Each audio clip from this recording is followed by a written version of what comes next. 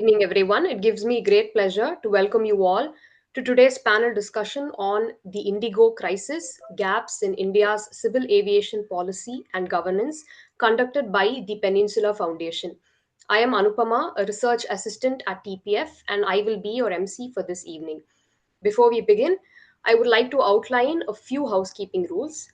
Participants, do ensure that your microphones remain muted throughout the session unless you are invited to speak.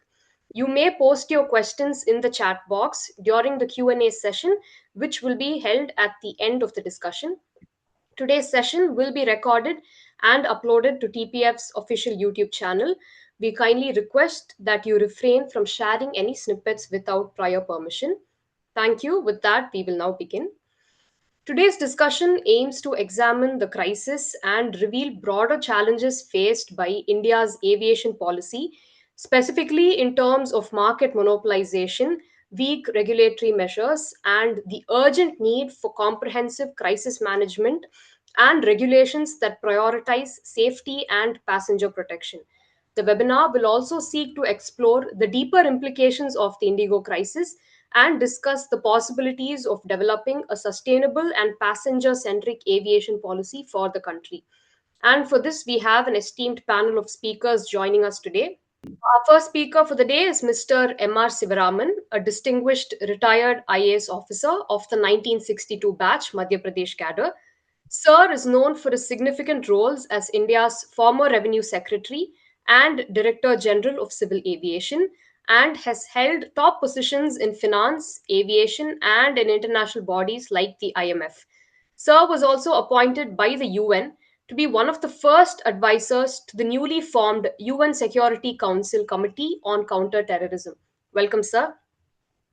Our next speaker is Captain Ajit Apte, a distinguished IAF veteran who retired as Group Captain and transitioned to civil aviation after flying over 6,000 hours in the Indian Air Force.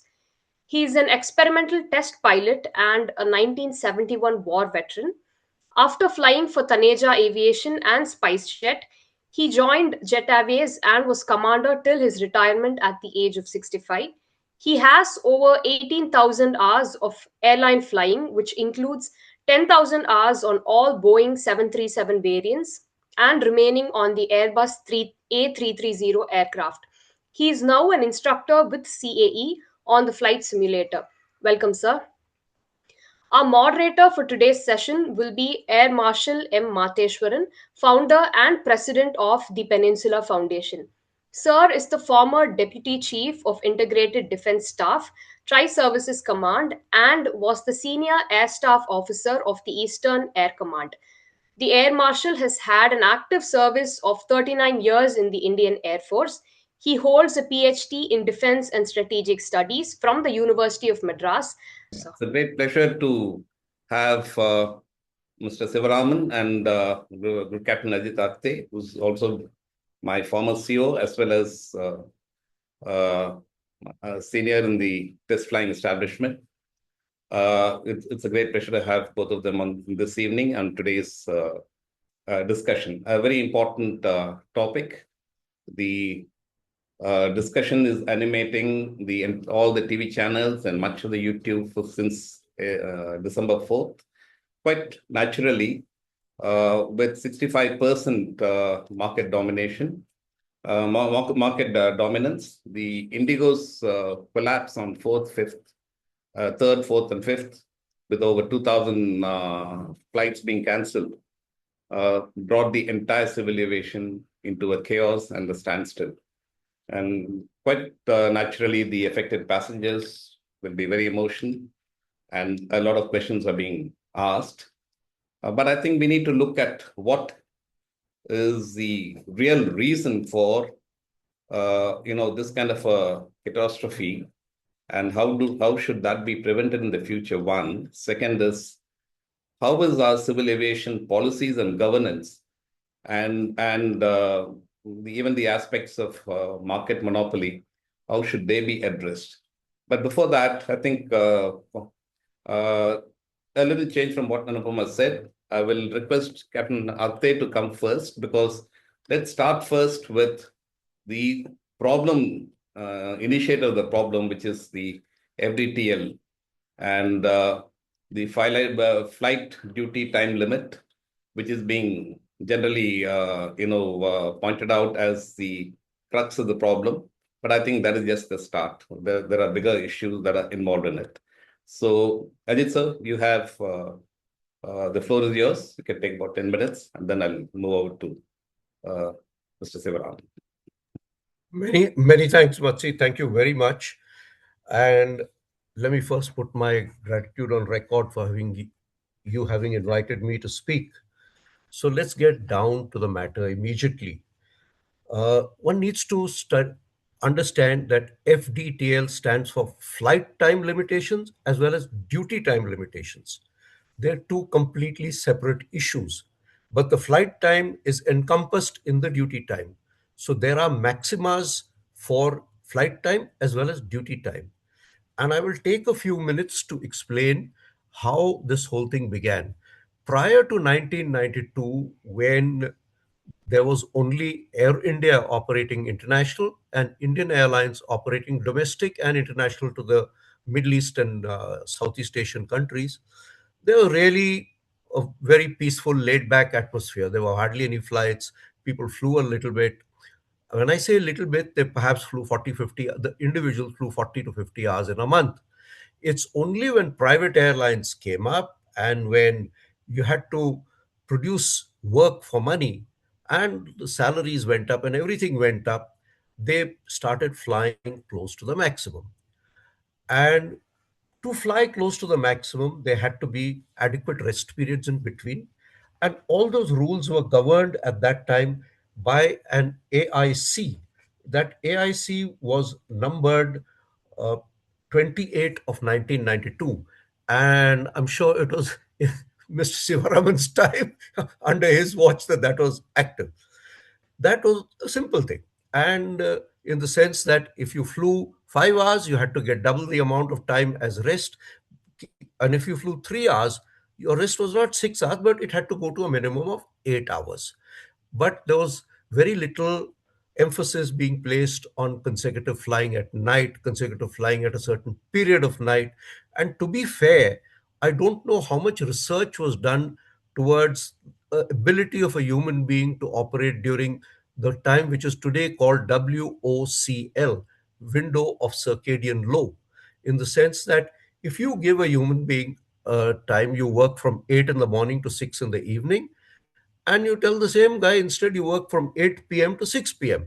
Well, the time duration is the same. But if you work 8 a.m. to 6 p.m., you can carry on week, month on month, because you're getting your night's rest, you're sleeping at night. But the other way around, it becomes an impossible time. The guy will die at the end of 1 month. So a lot of research work was done, and in at about 2006 2007, a CAR was implemented, where they clearly spelt out the maximas in terms of amount of flying in a year, month, week, and a day, as well as amount of duty time. That was not spelt out any earlier.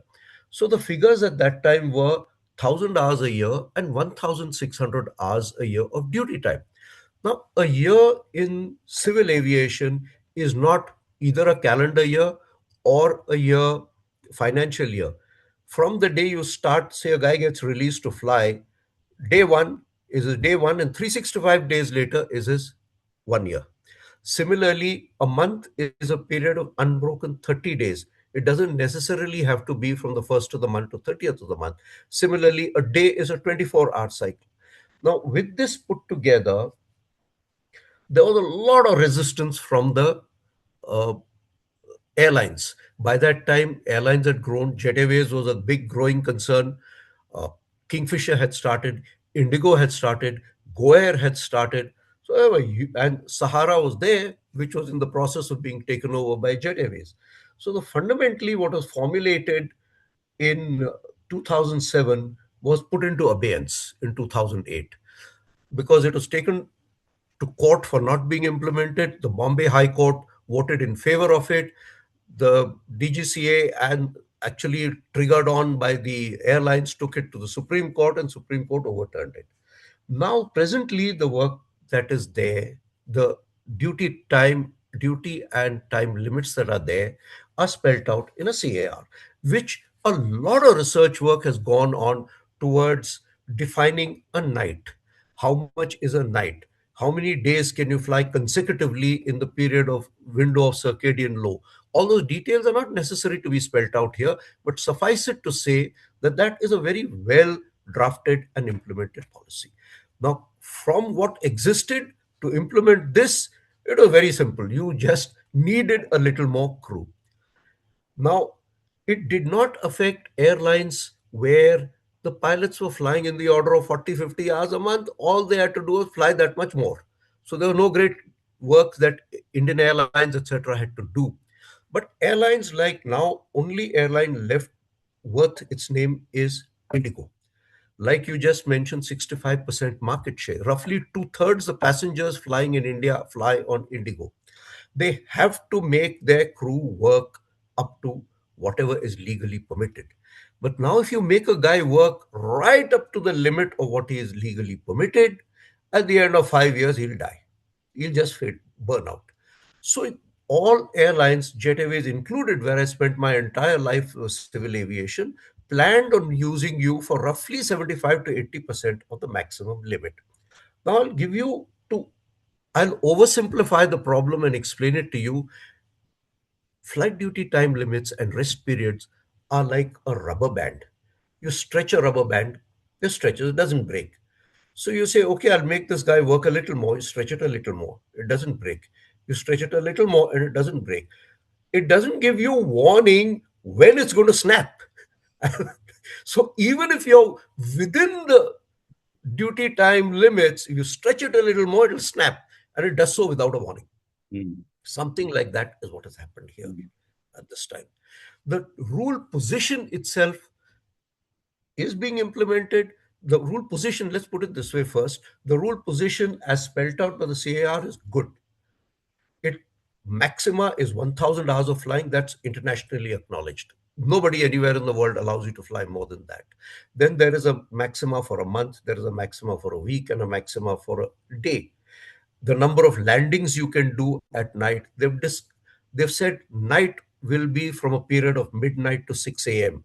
In that, you can't fly more than two consecutive nights and so on. Now, there are software programs today to make sure that this happens. So, Indigo, to start with, is an extremely well run airline, extremely well run. All these systems are in place. The question only now is how much can you stretch it before it snaps? Now, what went wrong? I don't know. And I don't think anybody right now knows what went wrong. Social media is full of people saying it was planned. Now, you tell me, why would an airline which carries two-thirds the passengers of the country, which has 450 odd aircraft, 450 aircraft, incidentally, is more than all the aeroplanes of all other airlines put together, why would they want to shoot themselves in the foot? Because everybody knows that if you do something like this deliberately, nobody is going to give you bouquets. You'll only get brickbats. And why would somebody do it? And also, who is it that you can do it? A loader or a traffic assistant can't do it. It has to start at the level of a CEO. And the CEO can't do this alone. And in today's world, if something like this was planned, I'll use the word sabotage. If sabotaging the airline was deliberately planned, it'll only be a matter of 3 or 4 years before somebody goes out and writes a book on this, and everything will come crashing down. And all these guys are erudite people, they know what is happening. So it has not been planned. That is, I can say that for sure. Nobody planned it. There is also, say, posts on social media to say that the CEO is a citizen of the Netherlands. So EU has exerted force on him to do it at a time when Putin was visiting. I mean, how much can you stretch logic? Why? Why would somebody shoot himself in the foot? And if something like this were done, let me tell you, it's not going to be very long before it's out in the media. So this is also not the case. So what is it? Indigo, today's news says that they have appointed a company of consultants to go in and find the root cause analysis. Now, the CEO, etc., are the people who run the airline. The board is something different, and the CEO is not a part of the management board. The board is the board, and the active running of it is done by the CEO and his chief operations officer. What has happened, frankly, I personally don't know, and I don't think anybody else knows it for a fact. But something did go wrong. You stretched that rubber band to the time when it snapped. Mm, that's that's true. And I think I also listened to Vikram Mehta, who's the chairman of the board of directors. Yesterday, I think his interview was there. Uh, but you're right. I mean, it makes no sense for the airline to shoot itself in the foot by creating a chaos like this. But the reason why it could have happened is, from the time in 1990s when airlines began and everything, the entire pilots roster is manually maintained. And today we live in a digital world. Everything is with artificial intelligence coming in. The danger of humans just leaving it entirely to an algorithm based program and even artificial intelligence is very high, and probably that's what happened in Indigo, because any program is only as good as what inputs you give in. And if profit maximization has been the primary motive, then you've divorced yourself from the human elements of it. And that could actually lead to a catastrophe. Probably that is something we can discuss as we go along. But let me come to Mr. Sivaraman. In the 90s, DGCA, you will admit, is the scenario from 90s, it's changed considerably with the Indian aviation scenario growing almost at 10 to 15% year on year. And today the competition is intense. And with this kind of competitive environment existing, how did DGCA, or even for that matter, CCI and the Ministry of Civil Aviation allow, first question is, allow such a monopoly for one airline to take place? Of course, you can give an argument that that was the only airline that was very efficient and running very well, and therefore they grew to that stage. But doesn't the state have a responsibility to ensure there is a more competitive environment? From 90s onwards, we've seen a series of airlines collapsing. And could the government could have done anything, or DGCA could have stepped in to avoid this? So yes, you'll have to unmute yourself.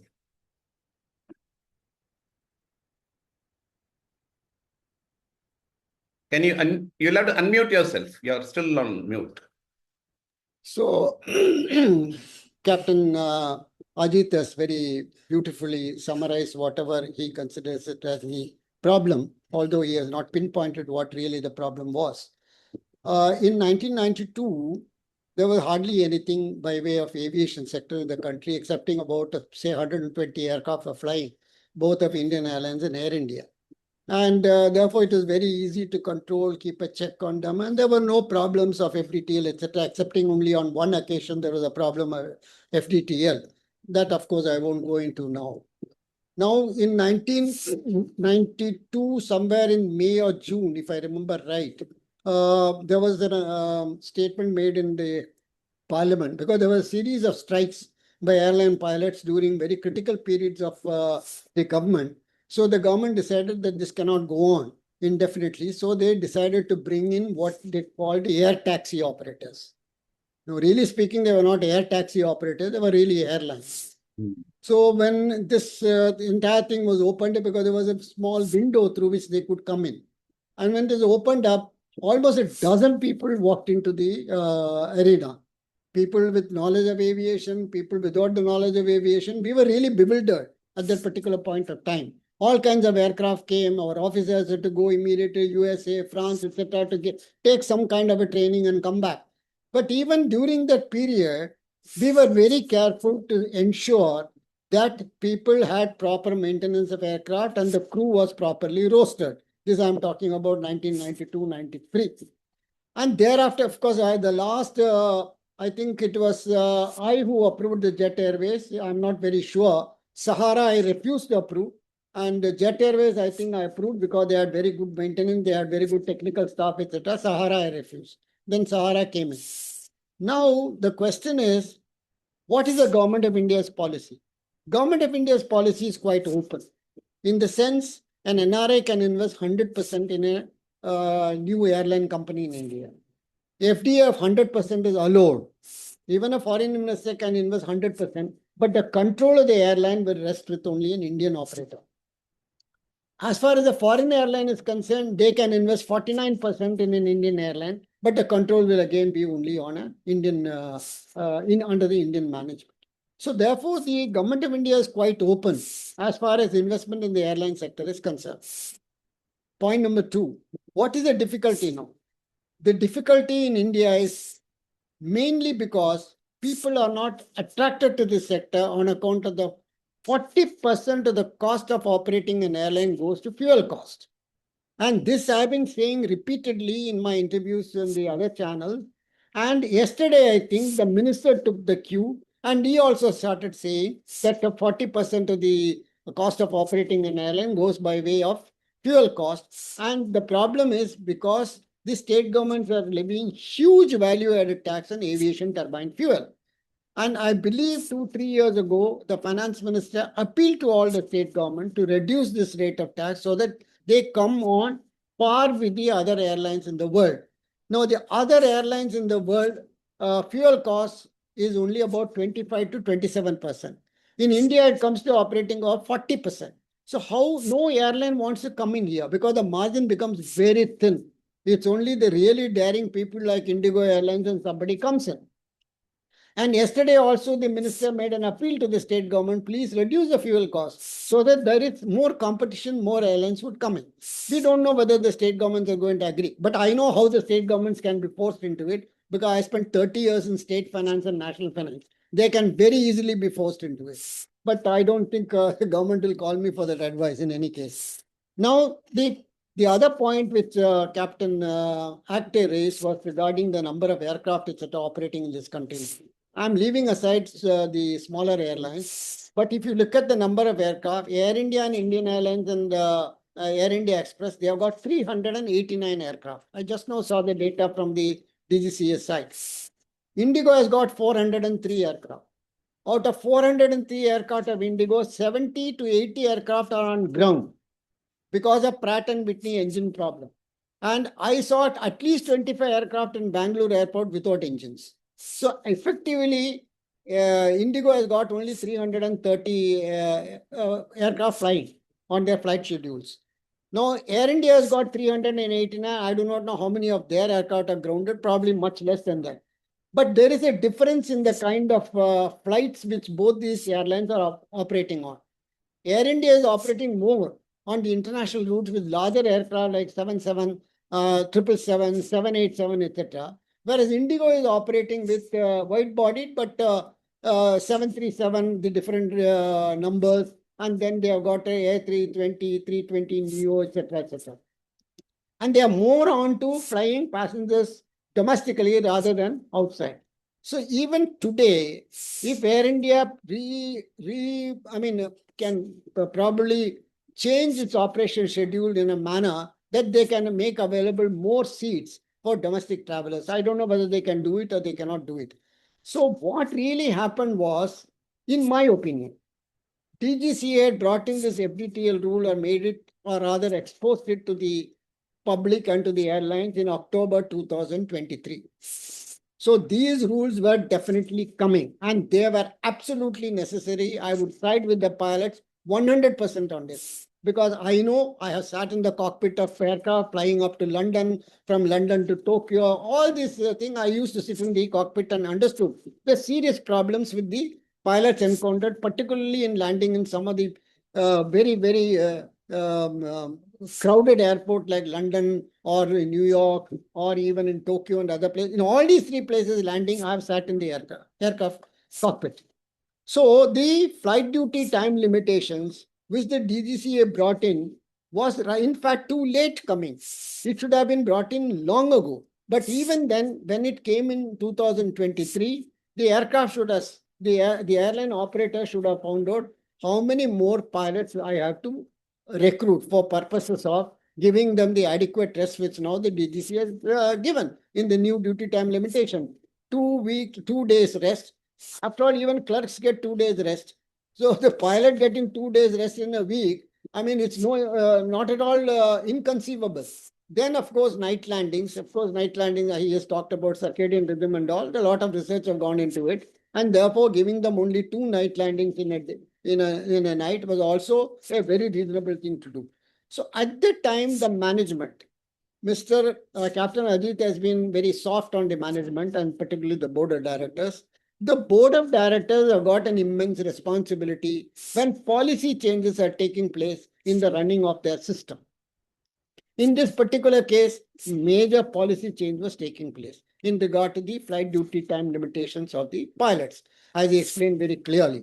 Therefore, they should have immediately talked to the experts in the system, like the pilot, the senior commander, the training commander, the director of flight safety, etc. How do we now manage this? How many more pilots we have to recruit? They should have planned it from October 23. And this direction should have been given by the board of directors. The board of directors should have said, this is a policy decision. We are going to implement this when the DGCA wants it to be implemented on that particular date. For that, what preparations have been done inside the airline? That is the decision that the board should have taken. Because I have been also on the board of 1 or 2 companies, very large companies I have been, and I know the responsibilities of the board. They are not responsible for the day-to-day management. Once the policy decision is taken, it should have been the problem of the CEO to execute it. But they should have followed it up. What is the CEO doing? How many pilots is recruiting? Where is he going to recruit them from? These things the board should have managed, but they failed to do that. In my opinion, they probably thought, as they were the monopoly airline in this country, and without them the airline industry itself cannot function. So they thought they can pressurize the government into postponing it, so that they get enough time, more time, etc. But this is not going to give them any more money, because simply because they recruit 100 more pilots is not going to cost them anything at all. The cost of the crew, operating crew and other staff of the airline forms only 78% of the total cost of running the airline, only 78%. So it doesn't make any difference to them. Of course, I also do not agree with the theory they conspired, they did this, they did that. That's all nonsense. Secondly, I also do not agree with the fact that you're throwing them into a corner, you want to throw them under the bus. 60% of the airline traffic is being catered to by them. You are now pressurizing them too much, and if they fold up, the whole economy of India will collapse. Now, they failed to monitor the way in which the FDTL was being implemented by each one of those airlines under their control, which the DGCA failed. The DGCA should have put a senior officer of the rank of joint secretary. They have got 3 or 4 people working under the DGCA. They should have put one person in charge of it and checked whether these major changes are being properly implemented, whether it was being properly planned by the airline, which they failed to do. Anyhow, the government doesn't come in the picture at all, because according to Section 4 of the Indian Aircraft Act 2024, the entire responsibility of safety of airline operations, including the security of India in regard to airline matter, was in the DGCA. The government cannot issue him any direction. Captain, please understand this. Under the law, the government cannot issue any direction to the DGCA in regard to flight safety or other operations. They can only request him under the law, the present law. The government can issue directions on any other matter, but not in regard to flight safety, in regard to the aircraft operations or the safety of the passengers. That is his entire responsibility, statutory responsibility, which the media does not understand. Most people do not understand it because they do not go through the law. I have gone through the law and I know very well. That is why I used to sit in the aircraft doing approach and landing, used to look at the instrument landing system, etc. because the DGC is personally responsible. He signs the approach charts. He is personally responsible, and that nobody understands it. So therefore, today, the situations like this, you have to somehow or other manage with the IndiGo Airlines. You cannot throw them under the bus. You cannot pay for the blood. They have committed a blunder. They have committed a mistake. You take care of that over the next few months, etc. Let the operations return to normal. and try to get in more aircraft, ask Air India to reschedule their operations in a way that they can give more aircraft for local operation, because this is the peak period. Between November and March, 1.5 million foreigners come into this country.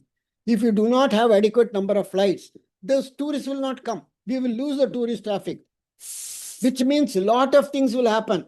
Unemployment will creep in that particular sector. A lot of things will happen. Therefore, it is necessary now to manage it properly rather than baying for the blood of everyone in the IndiGo Airlines, for which you have ample time. Today, you sit with them, try to reorganize their routes or reorganize the time schedule for the pilots, persuade them to recruit experienced pilots if they are available here or even internationally. Internationally, they can come in, they can get trained here. There are a lot of people like Captain Ajit, etc., who can train them so that you can manage it. Rather than every time talking, dismiss him, dismiss that fellow, put them under the bus, fine them, and ask them to go bankrupt, pay them all these people or the million passengers who have been thrown out of the aircraft on account of, pay them so much money. Where will they go? First of all, they have lost money during this period. And they have committed a blunder for which you are going to punish them. You don't punish them right now so that they go onto the bus like Kingfisher. Or like Jet Airways. As he said, Jet Airways is one of the finest airlines. But nobody looked into its finances. He was slowly taking away the money from the airlines and secreting it somewhere. I know personally Naresh Goyal very well. So these things, you see, the failure of the system, failure at the government level. Government should have been monitoring it very carefully. Now coming to the DGCA back again, DGCA has got 1,561 posts sanctioned, out of which 50% are vacant. The government has given a statement in the parliament. Yes, 50% of the posts are vacant. And then, interestingly, the minister gives a statement simply because 50% of the posts are vacant doesn't mean DGCA is not doing its job. It is ridiculous. If the DGCA is doing its job with 50% of the post, then why grant him 50% more posts? So it is utterly ridiculous the kind of reply they give to the parliament. So now, when I raised this question again and again, yesterday the minister said, no, they have recruited 190 posts. Then some MP asked him, when are they going to recruit the other 4? No, it's all on way. It's on way, it is very difficult. It takes at least 6 to 8 months to recruit a person. Advertisement, interview, and then selection, then training of the person, etc. It's quite it's a long process. And again, the DGCA is responsible, not the ministry. The DGCA has to recruit the people through the UPSC, not the IndiGo. Therefore, that is why I'm coming back again and again to the DGCA. His post is very important post, a very crucial post. It's a statutory post. Nobody is realizing it. Everyone is looking at the minister because the media think the minister. But when you look at the law, you will find it is a DGCA. That is what the Act says. He is responsible. So the government should also realize it. Either the government takes over and makes the DGCA a dummy or a rubber stamp, or they put a proper officer. Even if they put a doctor, I don't mind, a dentist they may put. Because there have been very good dentist pilots also in the world. Rutan is one of them. Captain Rutan was a very good dentist, but he was a very good pilot and he made his own aircraft. Now the question is, when you post a DGCA, give him at least 1 month's training in all the areas of responsibility. Areas of responsibility mean what is an airport? First of all, the DGCA should know how an airport functions. Where are the security restrictions in the airport? What is an ILS? How the navigation system functions? How does the air traffic control functions? He must know what is the difference between this and that. Then 1 month or 1 week in the various simulators to know which aircraft is flying in what manner. The captains will instruct them. Then he must go to the workshop. I used to sit in the workshop of the Indian Airlines in the night, Air India in the night, in Bombay. I used to sit with the engineers and see how they were stripping the engine down, how they were removing the fan blades, and how does a fan blade look like. I don't want them to know about the cooling, how the fan blade is cooled, how the nozzles are injecting the fuels into the chamber, etc. I don't want them to know all these details. But at least he must know what it is. Then only he can handle it. Otherwise, any paper that comes to him from an assistant director or an assistant engineer, he will simply sign. That's all. He will not be able to. Thank God, nothing has gone wrong with him so far. If any signature of his is ultimately raked up in a court of law, then he will be in very serious trouble. So these are some of the issues, policy issues, which the government will have to look into now. They cannot take it in this languid manner or in this easy manner, and they cannot brush away these things under the carpet. Time is now. They have had an accident. They have a passenger crisis now. Both these things they'll have to look into it very carefully. Similarly, as far as airport management is concerned, I know many captains used to tell me, some of them even now I talk to them. Captain Panesar, he knows very well. Captain Panesar is a very serious captain of Indian Airlines, instructor pilot, etc. The runways are not very well maintained. You go into an aircraft and the aircraft picks up speed, you feel as though you're on a horseback. You're galloping on a horse. You are not in this thing.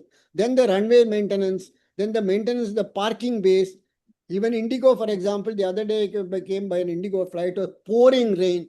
They would not park it in the aerobridge area. They will park it outside. You have to get down in the rain. So the airport management also is a very crucial aspect of That's the true. entire civil aviation sector. I just have one observation from where you very clearly said the DGCA has failed. In the context of the FDTL, they gave more than 2 years of notice. So what prevented DGCA from actually enforcing it more strongly rather than giving extension? I mean, is there a systemic problem in the way DGCA functions? Of course, it is a systemic problem. It is a problem of neglect. They knew very well FDTL is not an ordinary circular CAR. Because it has to deal with Captain safety of Ajay knows it very well. It's a flight very crew and the important passengers. It's a very important circular. They should have put a joint secretary in charge. A joint secretary means joint director general in charge to see how it was being implemented by the different airlines, whether they were recruiting enough pilots, whether they were rescheduling the flights, rescheduling the crew. They should have looked at it. They failed in it. Absolutely, absolutely.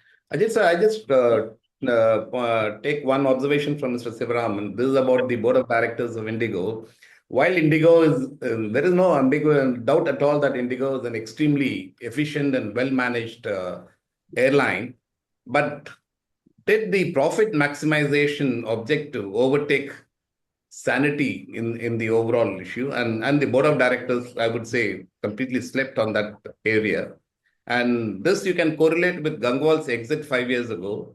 And of course, a lot of messages that are circulating around now from pilots as well as the staff in IndiGo with a tremendous amount of dissatisfaction because the pressures and the exploitation were, in their words, is too high and the pressures were too high. And it was waiting for a fiasco to happen like this. So is this top leadership? Can you let them go? No, certainly not. For example, let's assume a pilot is getting an average of 3 lakhs or 4 lakhs per month. You recruit 100 pilots. How much does it cost? 4 crores. In 1 year, it costs 48 crores or 50 crores. I just let Captain Arte give us comments on that. Okay. Ajit, sir. I don't know if the large number of the comments and of the dissatisfaction that has come up is being put up by people who were part of IndiGo or not part of IndiGo, who left IndiGo. But interacting with them on a day-to-day basis, even today, I don't find them as dissatisfied. Yes, they were saying we are overworked, yes. But at no stage do they say they are improperly recompensed for it, in the sense that IndiGo's salary levels are by the industry best norms. They are by the industry best norms. There's no doubt about that. Now, there will always be some number of disgruntled guys. There will be. But the vast majority is not. Now, that IndiGo did not proactively follow the FDTL and go through in terms of employment, positioning people at the right places at the right time. There's no doubt about that. They failed on that. Now, why the board did not insist that the CEO and the gang who run the show did it is the board's fault. And why didn't DGCA crack the whip on them to say you guys are not doing it is another issue. But yes, there has been failure at all levels. But as far as why did Gangwal leave 5 years ago, citing corporate governance failure? I have no idea on that, but there is a article in today's Mint it has been, there is a organization called IILS, and they have said that this airline is doing its job. And why did Gangwal leave is the issue that nobody can really spell out. Hmm. He did have No, differences of opinion, and corporate he did governance leave. issue may be related to only the at the board level.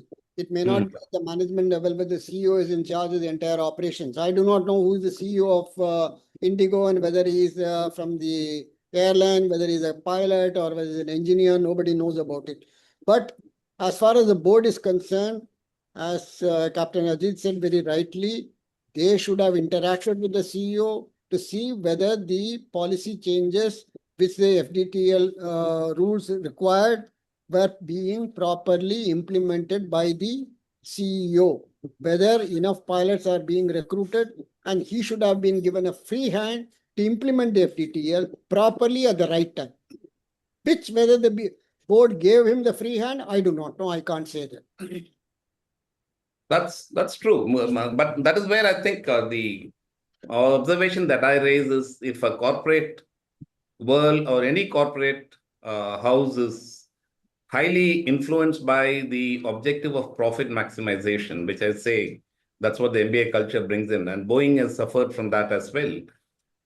It results ultimately in massive crisis as well as problems in the whole issue, and that results in image damage to the image, damage to the carefully built reputation over 15 years or 20 years, and that takes a beating, and all that is problematic. So shouldn't there be a balance internally? How do you actually bring in your own administration to look at a balance between profit maximization and healthy functioning? Like you said, most airlines task their pilots 75 to 80% of the FDTL limits.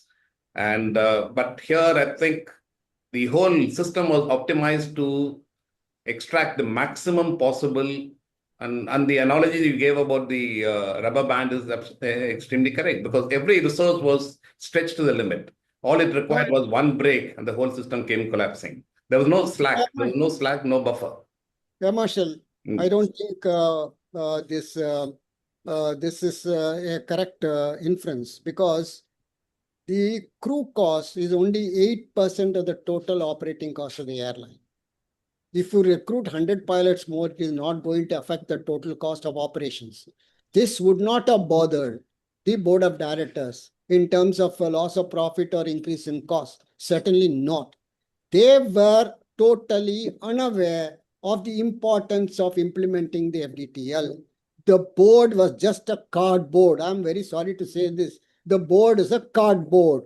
Not a single person in the board realized the importance of FDTL. What is FDTL? As he rightly said, flight duty is different from flight time. Chalks on to chalks off. If you tell them what is chalks on to chalks off, he wouldn't know a damn thing about it. You ask any member of the board, I won't say one of the members of the board has been my subordinate. So I know him very well. So I'm sure he can talk on many other things, but he would not know anything about the airline. I don't know about the other members of the board of directors. So first of all, the board of directors should have been aware of the importance of the change in FDTL regulations Absolutely right. and how Yeah. important it was for ensuring flight safety. It was not a Sure. cost that would have mattered them at all. 8% of the total cost of operations, 1% increase in it wouldn't have bothered them at all. Because you can see how much of money they contribute to political parties, these Indigo Airlines itself. So Mm. this would not have bothered them at all. Let's see. Here, a Ajit sir, failure of what do you have to responsibility. say on this? Ajit sir, can you unmute yourself? Yeah, yeah. The point is that the cost is one issue, but I don't think profit maximization, this is my personal opinion, was their prime aim. Unlike the example of Boeing you took, whose sole aim was to raise his stock value in the stock market, I don't think this was it. They've simply, as Mr. Shivaraman said, thought with the size and so on, they could get away with not stretching themselves to doing what they had to do. Mm. And they paid the price for it. And like he said, the board simply didn't exercise their executive right over the day-to-day running and check that the manning levels, etc., were kept the way they should have been kept. So But now personally, that's true. but So now Indigo Airlines has the is the only airline that has grown. Who has stopped Air India from growing? well, Who so stopped so Go that's Air the from point we growing? need to look at as well. Why haven't other airlines grown, or why haven't we created a competitive environment? Uh, But you've been in Jet Airways for a long time, and you know the Jet Airways functioning. It is, I think, operationally, it was one of the best managed airlines, in my opinion, whenever I've flown it. And we let it die. We let Kingfisher die I don't as know well if because we of let it die. mismanagement of the promoters. But could the policy factor that part, and could the government have stepped in to save the airline, throw the corrupt promoters out, and bring in new management? Doesn't the policy allow that to happen?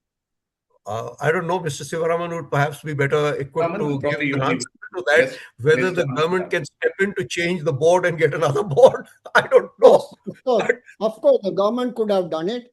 Government did it in many other cases also. In the failure of that famous Satyam, computers Yes, case, very Satyam well. is an example, They good example. replaced they replaced the board with some other management. They could have easily done it. And if I had been in charge at that particular point of time, I would have done it instead of throwing the entire airline under the bus. You Absolutely. arrested Mr. Naresh Goyal for whatever fraud he committed, fine. But at that particular point of time, before taking this extreme action, you could have dissolved the board and appointed a new board and then asked them to manage the airline, which they did not do. Everyone, when once this happens, everyone is interested in crushing somebody, but not allowing the thing to function smoothly. This is very bad management and very bad governance. Very bad governance. So they destroyed an airline, completely destroyed an airline, which they could have saved. It could have been given to some other board. Some Mhm. other person could have taken charge, like, for example, Air Marshal Matheswaran or probably Captain Acte, who have a rich experience. They could have given it in their charge. Please run the airline. And the companies could have also looked into the loans and the other things they are given, and they could have rescheduled it, and it could have been a running airline. But the government did not do it. They were interested in prosecuting a man and sending him to jail. Fine, you send him to jail, hang him. Mhm. But why did you destroy an airline altogether? Same thing happened with Kingfisher also.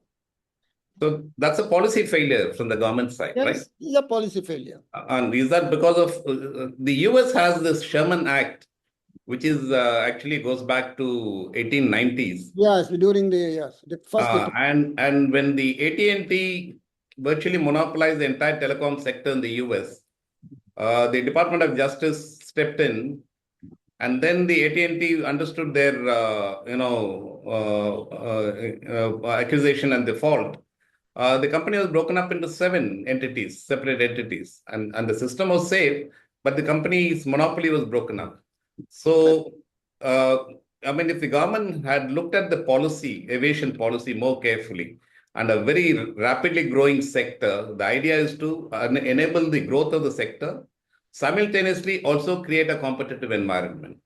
And if that had been so, then I think individual, airlines would have better served the people. One.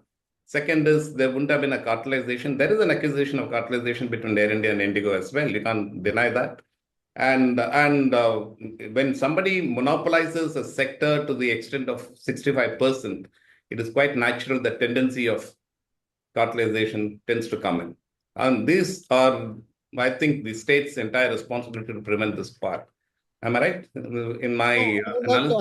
I would like to differ with you. Government is open as far as fresh investment is concerned. Of course, there are some restrictions regarding foreigners participating in the investment.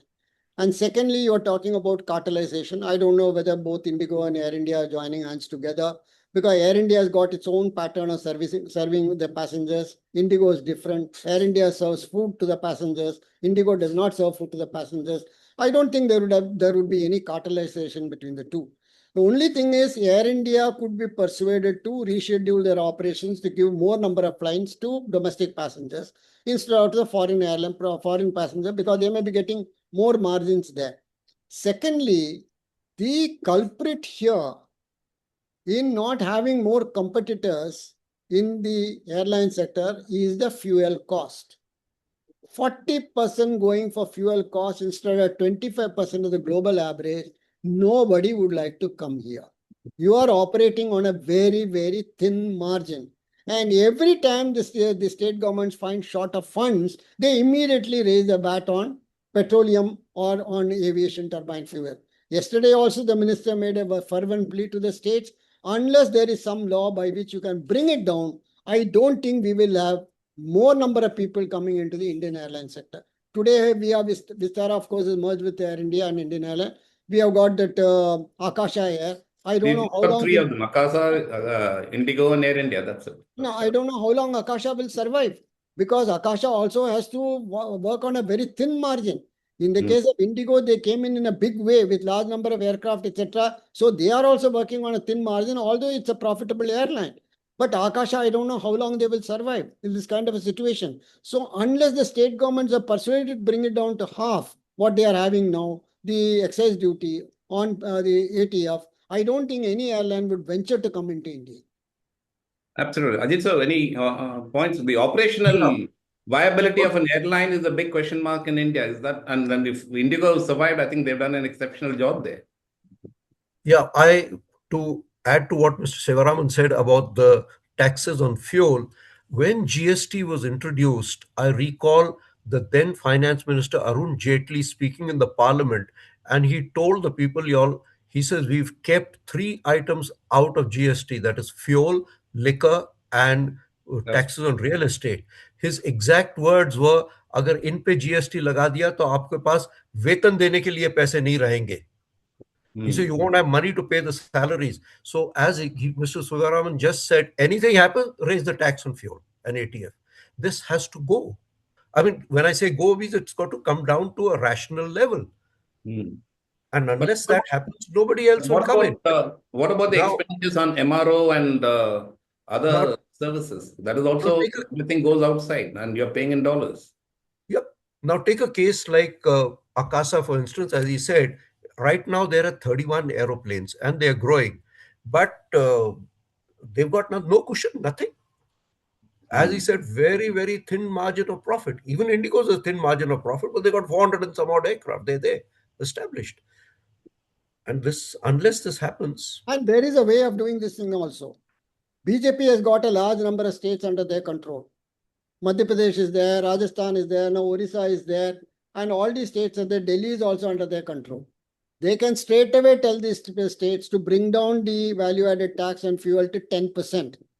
And ask the airlines to fill their fuel only from these areas. They can shift their hubs to operation to these areas. And let Tamil Nadu or which other government is imposing 40% VAT on this, let them suffer. When once they know that no airline is coming in here, no airline is having its hub operations here, no airline is filling the fuel here, then they will realize how much they suffer. It's something which, can be carefully done, but the airlines will also have to cooperate. So therefore, it is very easy for the government today in power to tell their own state government to reduce it. I think Bihar has reduced their tax on fuel, but Bihar, nobody flies to Patna, not so many airlines fly to Patna. So that is a problem. That's true. But there is a paradox. But Delhi, a lot of airlines fly to Delhi. They can bring it down, or probably they have brought it down. And Delhi, of course, is a vast, airport, and I don't know whether they have enough space. Now with the new airport coming in Noida, probably they will be able to bring the state governments under control if they have a very calculated policy in this. This will need a very firm policy. Nirmala Sitharaman should be advised properly. Absolutely, absolutely. But your UDAN policy, which is designed to expand the airline accessibility and airline activity, then goes counter to putting pressure on the airlines and getting the states to reduce their taxes. So how practical will that be? I didn't catch you.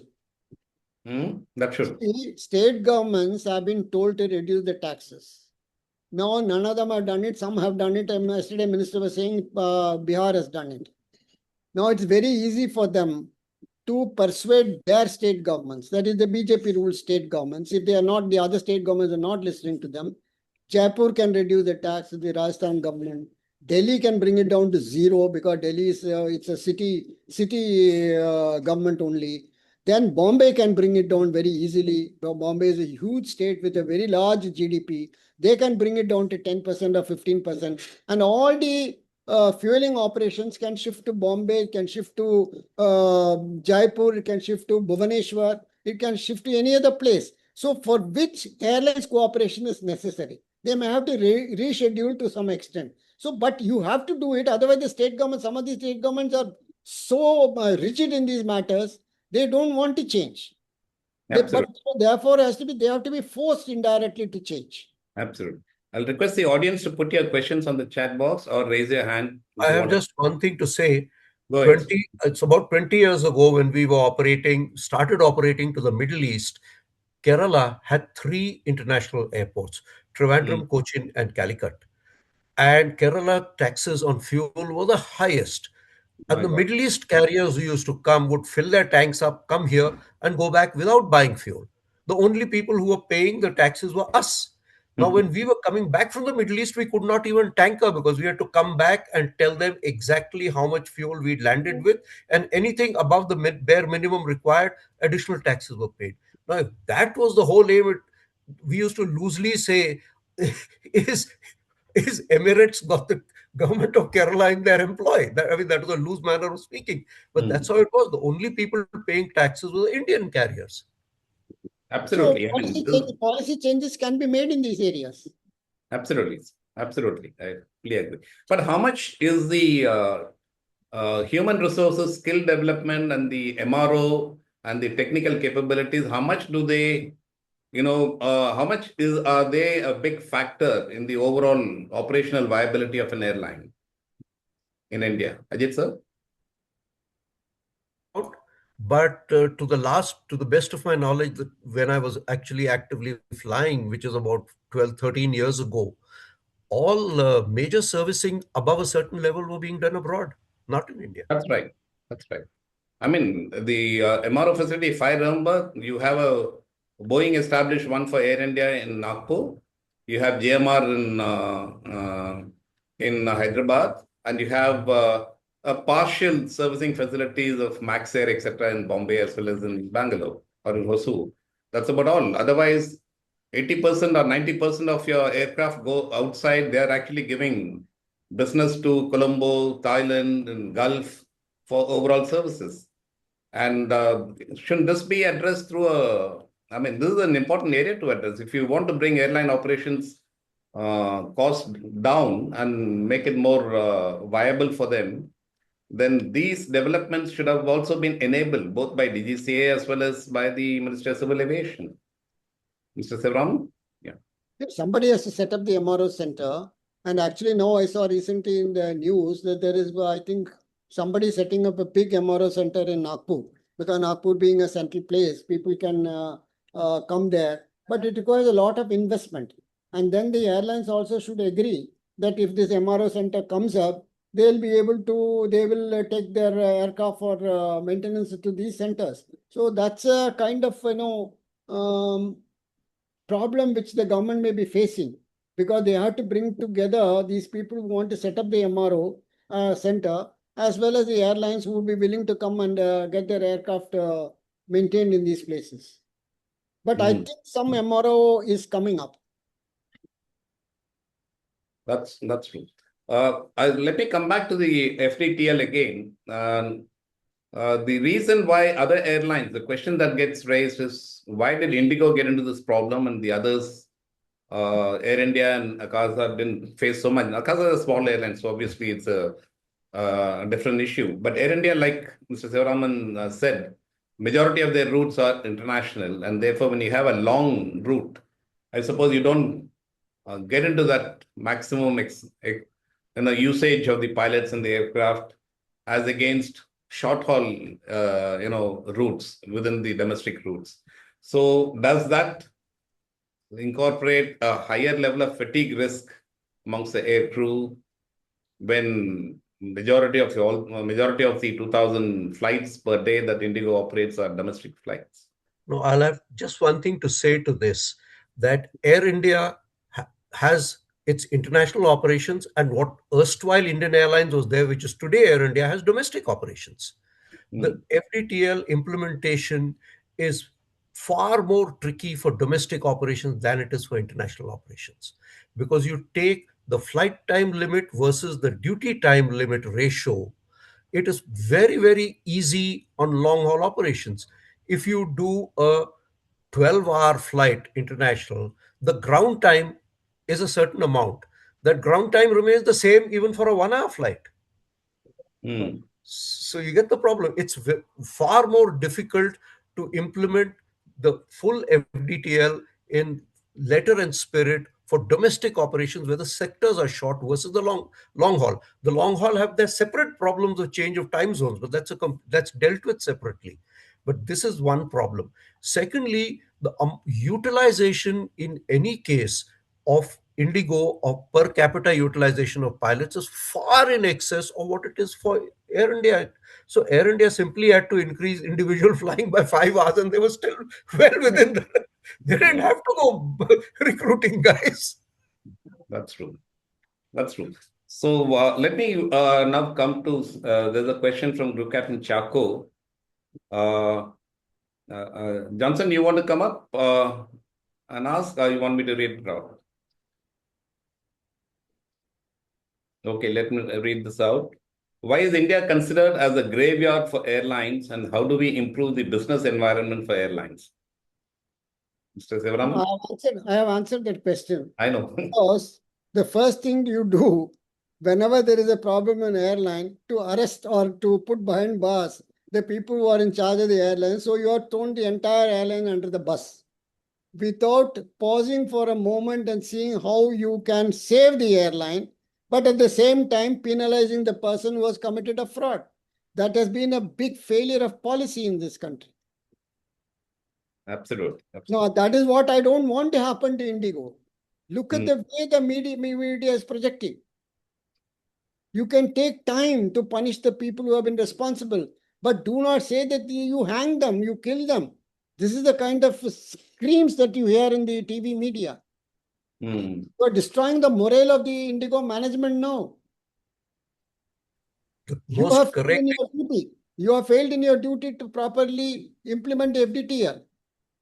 You did not check the airline whether they were doing it or not. Now, when they have not done it and they have reached the crisis stage, you say that you are going to throw everybody under the bus. That's not the correct policy. The most correct example given was Satyam Computers. Yes. The individual on top may have done hera fairy, you catch him, but the product that he was producing was good. And so they put new management and the product continued. Here, if Jet Airways had a good product, you actually put everyone through under the bus. And so the product just disappeared off the face of the earth. Absolutely right. That's a great example, because Satyam Computers, he was the only guy with the foresight to enter into work for aerospace industries. And so when he was removed, Mahindra's took over. Tech Mahindra's the former Satyam Computers. And I think they're doing fairly well. That's I think, a fantastic example of saving the not only the business, but also the people, skill levels, employment, and of course further growth. I think we've come a long way from what they were doing at that stage in 2005, 2006 to what we are doing now. So that, I think, is a good example. Even there, the board was held responsible. The matter went to the court. One of the former cabinet secretaries was a member of the board. He was questioned by the court. What were you doing? He was let off with a fine, I think a nominal fine was imposed on him. The action against the board took place independently, but they saved the company. They saved the company. That's right. Jet Airways is a very fine airline. They could have saved the Jet Airways. Absolutely. But they just threw everything. Absolutely. Down the chute. So I just come to one major point. If I don't touch that, it will not be complete with the kind of hue and cry that's being raised with the number of passengers who face the hardships with this IndiGo meltdown on the 3 days. How robust or how good or how just is our passenger rights, law or system as compared to, let's say, Europe or the US? I don't know about the US. There is a charter of for the passengers' rights here. But you see, if the passengers start demanding, I want $1 million or I want $100,000 for because I couldn't reach my destination, I could not catch a flight from here and all that. If all those things accumulate, then Indigo Airlines will have to sell all its 400 aircraft before they could settle all these dues. So that's not the way it is done. Something has happened. Similar crises have taken place in other parts of the world also. I think probably in Europe, once 12,000 flights were cancelled. In USA also some flights were cancelled. There the passengers were not being given hundreds of thousands of dollars. Anyhow, some compensation I think the airline has agreed to pay, which is a good thing. I think we should be satisfied with that. We should allow the airline to function and thereafter take action. I don't think we should crush the airline completely. Then the passengers should also realize if Indigo folds up, they have to walk. They have to walk from here to Bangalore, from Bangalore to Hyderabad. They won't have an airline. There are not enough trains running. Yeah, I know. Ajit sir, anything? Your point? You haven't put it very succinctly. Don't force the airline to close down. I mean, asking for compensation is one issue, but asking for unreasonable is quite another issue. I read just yesterday that Indigo is willing, over and above refunding the tickets, is willing to give 10,000 rupee vouchers commencing January or something of that kind. Well, that's compensation. You take it. And right, wrong, enough, not enough is a separate issue. But if the airline ceases to exist, you get nothing. Yeah, you get nothing. That's it. Absolutely. And that's going to be quite a hit for their balance sheet because the number of flights that were cancelled and the number of people is going to be phenomenal. Johnson has got one more question, and after that, we will move ahead. In the present state of software utilization, with the available crew, the schedule could have been altered easily to reduce Indigo flights on day one of cancellation. Why didn't the DGCA do that?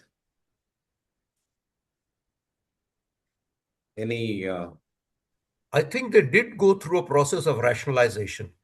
When this happened and the gravity of the situation became clear, they did go through it. And once the system's broken down, it takes a while before it gets put back together. But they did bounce back in 48 hours. A large number of things had come back to normal. And I think they're close to 98% of their original thing as of today.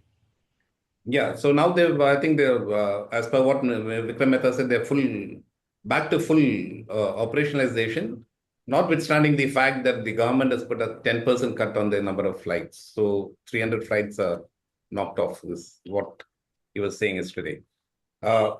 Let's come to the final point is that what is the future? The minister promises that by 2030, we are going to have at least 3 or 4 more airlines. He's saying 8 airlines we will have.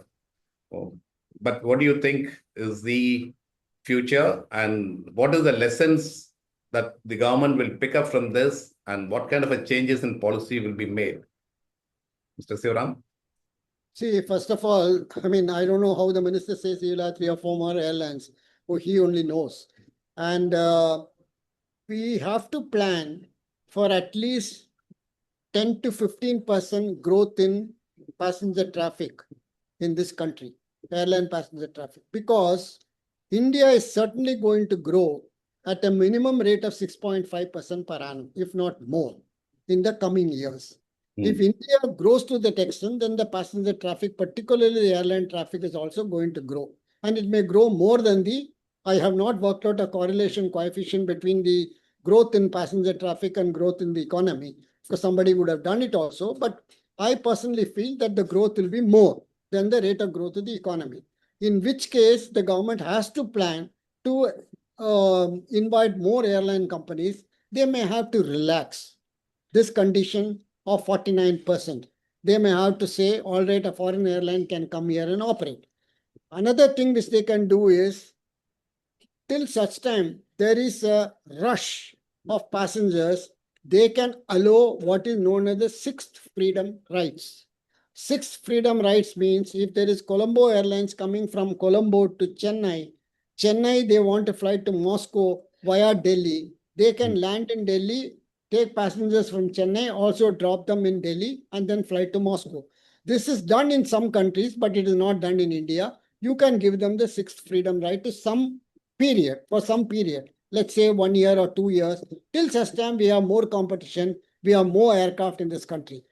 One should also realize the fact there are only two aircraft manufacturers in this country, in this world. One is Airbus, another is Boeing. And they are fully booked for the next 5 to 6 years. So from where are you going to get the aircraft? IndiGo may place orders for 1,000 aircraft, but are they going to get it? Air India has placed an order for 500 aircraft. Are they going to get it? Because so many airlines are also, their orders are also pending for execution. No other country is manufacturing large aircraft. Russia has put in a new aircraft now. And I think China has also come in with an equivalent of Boeing 737. But we will 919 and 939, they're I don't know whether already entered anybody the will market. fly in it, because these airlines, at least Boeing, for all their the criticism against them, they have been tested. They have been there for 100 years, and Airbus industry has been there for so many years. They have been manufacturing good aircraft. So a third aircraft manufacturer to come in now is very difficult. Earlier, there were Bombardier. Bombardier used to manufacture some aircraft. So you can have smaller aircraft like ATP, ATR, etc., or even that Brazilian company which Embrace. is manufacturing, Embraer is manufacturing. So we will have to look at this manufacturing ability of the current manufacturers also when we are thinking in terms of carrying more aircraft. So it's a really dicey situation. So what the airlines can do is they can probably have a broader mix of smaller aircraft with the larger aircraft. The larger aircraft are coming from Boeing and Airbus industry. The smaller aircraft coming from Embraer, from I don't know whether Canada is manufacturing now. ATP, ATR are also coming out. These manufacturers themselves, I think ATP is maybe, I don't know whether ATP is still being manufactured in UK. ATR is being manufactured. So they can probably have a broad combination. Today, Boeing is flying, IndiGo is flying a 737 to Bangalore. They can probably replace it with a smaller aircraft. So like that, we'll have to do the rescheduling in order to cater to increasing passenger traffic in the country. But I think, Ajit, so the availability of aircraft, given how the business is done, and Indigo is part of that system as well, orders are booked, aircrafts are taken, they are sold, and then they are leased out back again. So most of the new airlines who are setting shop, and when they get into the market, they actually lease the aircraft out. Am I right? Absolutely. And this of sell and lease back is a standard operating procedure. But the Mm, point is, Indigo had the foresight at a certain point in time to put an order for 500 aircraft.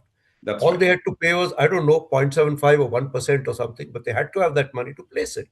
And now Mm. you sell it to a leasing company and lease back from them. But that's standard operating procedure globally. So new That has airlines will not be that hard pressed to get an aircraft for if they want to set up an airline It's operation. impossible.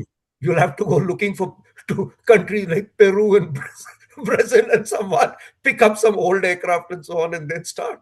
It is That. difficult. It's very Aircraft difficult. is simply not on the market. And Mm, brand new aircraft, definitely not.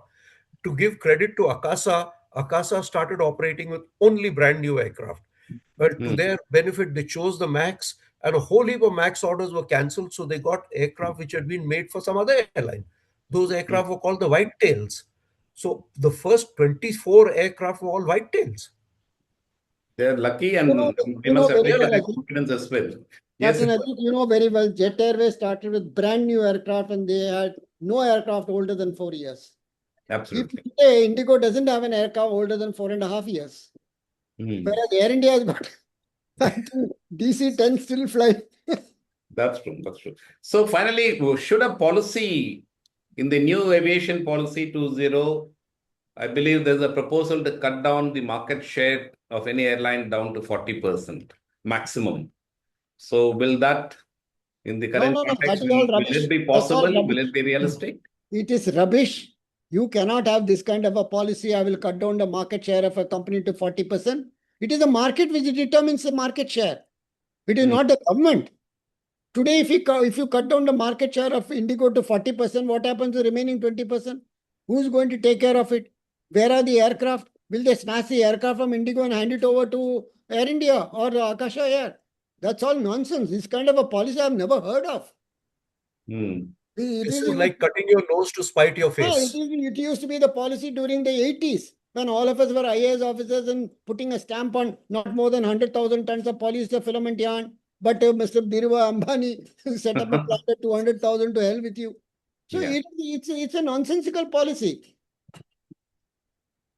Okay, so we've come to the end of our session today, and I must thank Mr. Sivaraman and Captain Akte for this wonderful discussion. And let me just invite the last comments from either of you if you want to make any comments. Mr. Sivaraman? No, see, the government should have a practical aviation policy. They had several aviation policies made in the past. None of them saw the light of day. Today, if they make a policy, they should not make a policy putting a dentist in charge of making the policy. They should get people like Captain Akte, Air Marshal Mateshwaran, people who have been in the business, people who know the business to make the policy document. Rather than, putting some joint secretary in charge or additional secretary in charge who has been done agriculture marketing or fisheries marketing. He cannot make an aviation policy for this country. And aviation policies have been made in the past also, but they have not been implemented properly. Today, what is the aviation policy you require? You don't require a new aviation policy. You relax the rules. You allow foreigners to come and invest here. Don't restrict it to 49%. Make it 75%. Put it 25% Indian money into it. And ask the state governments to reduce the tax from the 40% to 20% or 15%. That is a change in aviation policy. Liberally allow the pilots to get trained in India or get trained abroad. Liberalize all these things. That is a policy. You don't have to prepare a policy document of 100 pages or 200 pages. It's not necessary. These policy documents are never implemented. In the case of aviation sector also, there is a policy document. There is a policy document regarding the number of aircraft required, number of airport required, number of crew required, cabin crew required. You go into the Google and you will see. There is a policy document for 2030 till 2030. Where is that policy document? They are not implementing it. That was a good policy document. So every time you cannot give a statement in the parliament, I'm sorry to say that I'm going to have a policy document. What happened to the previous policy documents? So now don't make new policy documents. Act now. Look into what you are having now. Where are the difficulties? Let people like the senior captains like Captain Akte speak about it. There are other people also available. Air Marshal Mateshwaran regarding operational difficulties. People who have handled airports. Let them be in the committee. Let them look at it. Let them simply say these are the problems we are facing. There is no need for a policy document. There is no need for a policy document. Let them invite Captain Akte and say, what are the operational problems? What are the problems in scheduling the crew? What are the problems relating to recruitment and training of the crew? He will say 10 points. He will say, okay, government will say 10 points are fine. We will rectify it. Call somebody who knows how to run an airport. They will say, these are the problems we are facing in the airport. So then you rectify those problems, talking to the airport operators. So that is a policy. Why go to a policy document? Oh, I have prepared a policy document, has been submitted. Then there is a photo operations taking place, the chairman giving the policy document and everyone forgets it. It goes to the section officer in the Civil Aviation Ministry. I know how ministries operate. I don't think any one of you know how ministries operate, not even Air Marshal Mateshwaran. I have just one thing to say that Go ahead. the private sector is averse to taking risks. They're averse to taking risks because the environment is such. The government's role should be to create a conducive environment which will encourage the entrepreneur to take some amount of risk and to give him some assurance that, yeah, you will not go under the bus at the drop of a hat. Because people will start up, people will go down. That will happen. But it must not collapse. And the government's role in this has to be to make an environment conducive for people to come in, put their money in, encourage people to come and put their money in and move forward. Not, as he said, not create a new policy. There are enough and more policies already existing. No, yesterday I heard in one of the TV channels, I was being interviewed. Somebody was mentioning this. Why is Mr. Adani having 8 airports in India? That's monopoly. So I simply raised this question. Did anybody prevent from putting in a bid for an airport? Mr. Adani put in a bid and won that bid. What is wrong with that? Why did not somebody else put in a bid? Why did not Birlas put in a bid? Or why did not Tapas put in a bid? Or why did not TVS put in a bid for a new airport? Because they found it is not their core competence. Adani put in a bid. So you see, in the initial stages of the development of an economy, there will be some monopolies coming in. This has been the history of economic development. Standard Oil Corporation became a big monopolist during the American emergence of American as a huge economy. They had shipping lines. They had, Rockefeller story. all these That's things right. were there. So during a period of economic growth, there will be monopolists, there will be oligopolies, there will be individual operators coming in. If you crush all these things, then your economy will not grow. That is very clear. Absolutely. Every time somebody gets a new airport, you say it is Adani being given, Thadani is being given. Then you go and bid for it. Who is stopping you from bidding for it? Absolutely So right. somebody is taking a risk.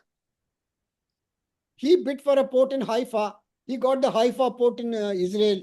The war is on there. He has risked his money there. Why didn't somebody else go and take the Haifa port?